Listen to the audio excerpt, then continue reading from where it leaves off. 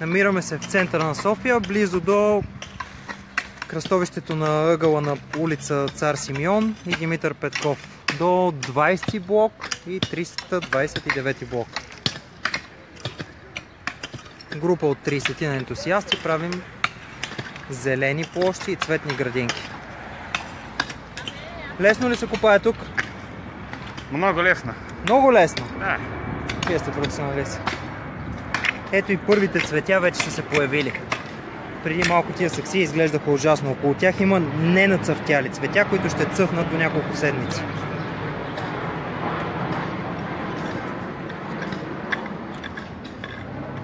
Всички тези малки зелени неща, които виждате около цъфналите цветя, ще цъфнат съвсем скоро.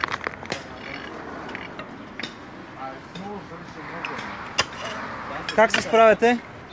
Изморително ли е? Доста добре.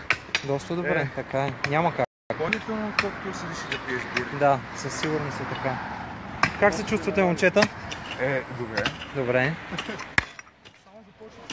Отсреща има 10 кубика пръст, които ще ги превозим, за да попълним това място след като го накопаем, за да стане хубав райграс.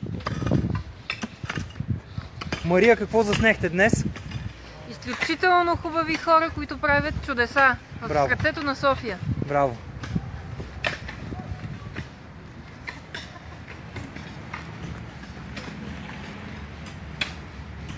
Ще го погледнете, ще кажете, този човек с тази брада сигурно е супер силен. Каква нежност проявява към всяко растение и цветенце. Едното не изключва другото.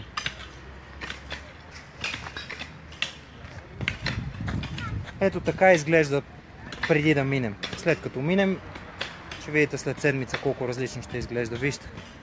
Ей, такива сме ние хората в София. Погледнете.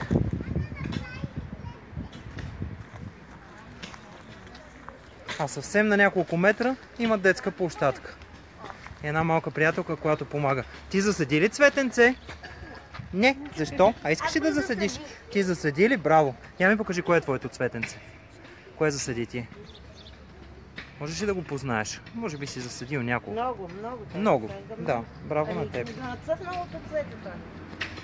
Много съди той. Браво на него. Я да видим как се засаждат сега цветята. Мамо, свършихте ли? Ами тук останаха притки още. Има ли някъде нужда още? Това не е от нашите май обаче. Не. Махнете го.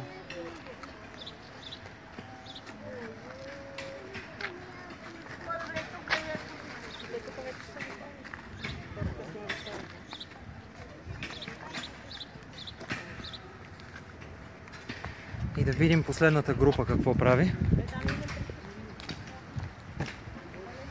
И само да кажа на всички, които гледате, че в крайна сметка да направиш нещо такова не струва много пари.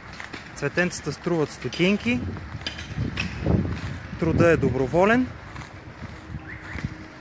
Просто трябва малко желание. Не сядайте! Това е прясно боядисана пейка.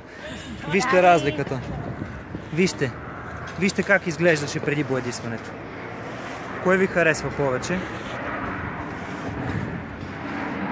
Това струва няколко лева. Доброто желание и професионализма на тези дами. Завършили художествената академия на живота.